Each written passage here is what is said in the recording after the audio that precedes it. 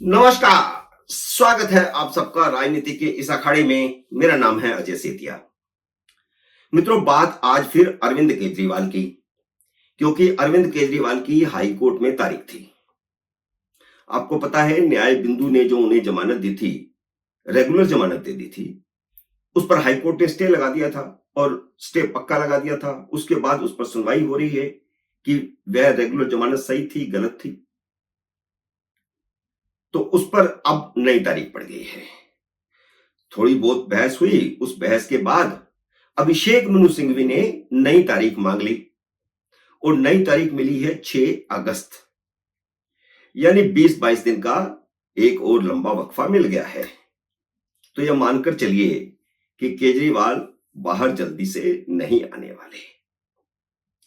वैसे ईडी वाले मामले में सुप्रीम कोर्ट ने केजरीवाल को अंतरिम जमानत दे रखी है।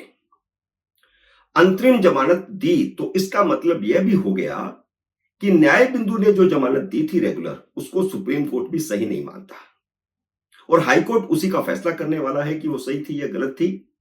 तो जब सुप्रीम कोर्ट ही सही नहीं मानता तो आप अंदाजा लगा सकते हैं कि ये फालतू फंड की बहस है। हाई कोर्ट ने भी उसे सही नहीं मानना है और सही नहीं मानना, इसीलिए सुप्रीम कोर्ट ने अंतरिम जमानत दी।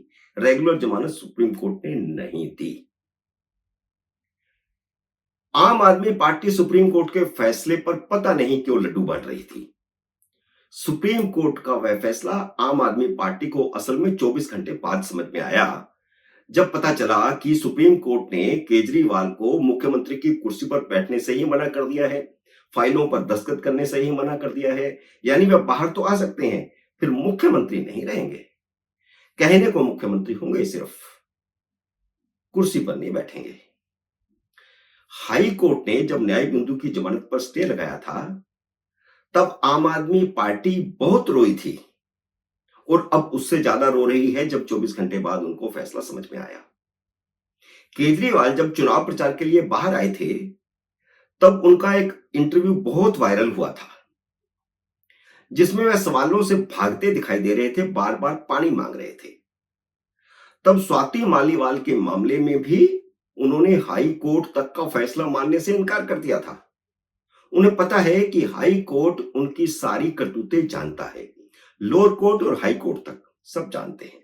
जानता तो वैसे सुप्रीम कोर्ट भी है, लेकिन उन्होंने वकील ऐसा पकड़ा हुआ है कि सुप्रीम कोर्ट से राहत दिला देता है।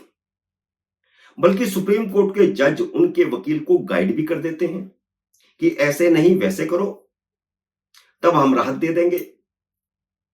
जैसे अभिषेक मनु सिंघवी गिरफ्तारी को चुनौती देते हैं, तो जज कहता है कि फिलहाल इसे छोड़ो, तुम अंतरिम जमानत ले लो, अंतरिम जमानत मांग लो।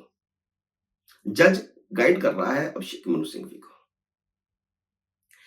सुप्रीम कोर्ट ने तो अब केजरीवाल को पक्की अंतरिम जमानत देकर सिंघवी का काम कर दिया है। पक्की अंतरिम जमानत, जब तक ऊपरी अदालत फैसला नहीं करती तब तक उनको जमानत है। अब सिंघवी सीबीआई वाले मामले में जमानत दिलाएं तो केजरीवाल बाहर आ सकते हैं और यह काम इतना आसान नहीं है। इसके लिए आम आदमी पार्टी को फिर से झूठ की दुकान खोलनी पड़ी है। जैसे पिछली बार केजरीवाल की सेहत को लेकर के झूठी बयानबाजी की गई थी, ड्रामा किया गया, प्रदर्शन किया गया इंसुलिन का।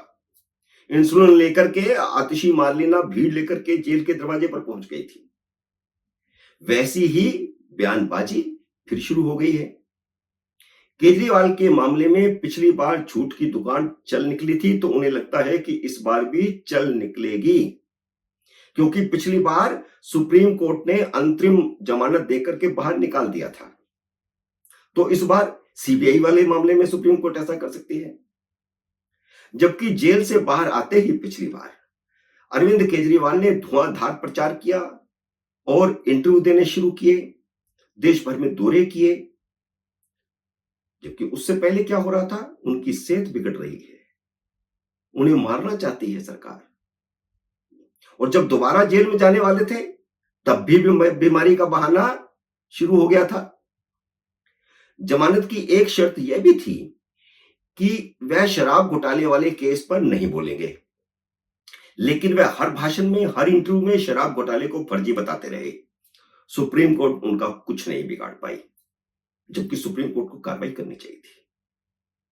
पिछले एक्सपीरियंस से सुप्रीम कोर्ट ने कुछ नहीं सीखा और पक्की अंतरिम जमानत दे दी और फिर वही शर्त लगा दी कि शराब घोटाले पर कुछ नहीं बोलेंगे। तो जब पहले वाला एक्सपीरियंस सही नहीं है, तो क्या उसका अध्ययन सुप्रीम कोर्ट को नहीं करना चाहिए था? अब केजरीवाल को सीबीआई वाले मामले में भी अंतरिम जमानत चाहिए, तो उसकी भूमिका बनाने के लिए संजय सिंह ने केजरीवाल की सेहत का झूठ बोलना शुरू कर दिया है। केजरीवाल से शुरुआत हुई है, फिर आतिशी मार्लिना की प्रेस कॉन्फ्रेंस होगी, फिर सौरभ भारद्वाज की होगी, फिर अरे गहरे नत्थू खैरे सबकी होगी। और संजय सिंह ने कहा कि केजरीवाल का वजन 8.5 किलो घट गया है। जब वे जेल में गए थे तो 70 किलो वजन था, अब 61.5 किलो रह गया है। नरेंद्र मोदी उन्हें जेल में मरवाना चाहते हैं। जिस तरह उनका वजन घट रहा है, किसी भी रात को बुरी खबर आ सकती है। यानी नरेंद्र मोदी उन्हें जमानत नहीं दे रहे, वे उन्हें जेल में मरवाना चाहते हैं। हर बात में नरेंद्र मोदी को घसीट लेना। मामला अदालत में चल रहा है, फैसला अदालत को करना है, जमानत अदालत को देनी है, सजा अदालत को देनी है, ट्रायल कोर्ट में मुकदमा चलना है। मोदी बीच में कहां से आ गए? अगर राहुल गांधी ने केजरीवाल से गठबंधन करके सबक न सीख लिया होता, तो उनका भी केजरीवाल की बीमारी पर कुछ ऐसा ही बयान आता। और पहले वो इस तरह की बयानबाजी कर चुके हैं, उनकी बहन कर चुकी है। पर वह तो नीली शर्ट पहनकर अपनी मित्र मंडली के साथ रेस्टोरेंट में घूम रहे हैं और उनका ये वीडियो बहुत वायरल हुआ है। वह वैसे तो पब्लिक में आते हैं तो सफेद शर्ट पहनते हैं, टी शर्ट। पहले कुर्ता पजामा पहना करते थे, अब वह सफेद टी शर्ट पहनते हैं। लेकिन जब प्राइवेट फंक्शंस में जाते हैं तो फिर फैशन कपड़े पहनते हैं। इस बार नीली शर्ट में देखे गए। और उनकी मित्र मंडली में पॉलिटिशियन कोई भी नहीं है जिनके साथ वह रेस्टोरेंट में खाना खाने जाते हैं। कौन है ये आप समझ सकते हैं, आप समझिए। उधर तिहाड़ ने केजरीवाल के वजन का सारा रिकॉर्ड जारी करके संजय सिंह के झूठ की हवा निकाल दी है। तिहाड़ जेल ने बताया कि केजरीवाल जब जेल में आए थे तो उनका वजन 70 किलो नहीं था, 65 किलो था। सीधी 5 किलो की हेराफेरी। जिस दिन वह जमानत पर निकले थे, अंतरिम जमानत पर निकले थे प्रचार करने के लिए, उस समय उनका वजन 64 किलो था। 65 से घटकर 64 हुआ था। जब जेल में वापस आए थे 20 दिन बाद, तब उनका वजन 63.5 किलो था। तो जेल के बाहर रहे थे तब भी घटा था। और अब इस समय 61.5 किलो है। तो उनका वजन 8.5 किलो नहीं, सिर्फ 2 किलो घटा है। अब यह तो केजरीवाल की बीवी से पूछना चाहिए, सुनीता केजरीवाल से, क्योंकि तीनों टाइम खाना तो वही भेज रही है, घर का बना खाना खा रहे हैं वे। जेल में तो वह दवाइयों के अलावा कुछ नहीं खा रहे। पर जैसे ही जेल प्रशासन ने झूठ की पोल खोली, संजय सिंह उबल पड़े। बोले जेल प्रशासन को किसी कैदी की मेडिकल रिपोर्ट जारी करने का अधिकार नहीं है। यानी आप जो मर्जी झूठ बोलें, आपको कोई नहीं रोके। और इस तरह का ये गोरख धंधा इंडिया अलायंस वाला हर नेता चला रहा है। झूठ पर झूठ, झूठ पर झूठ, और झूठ की मशीन खटाखट खटाखट खटाखट चल रही है।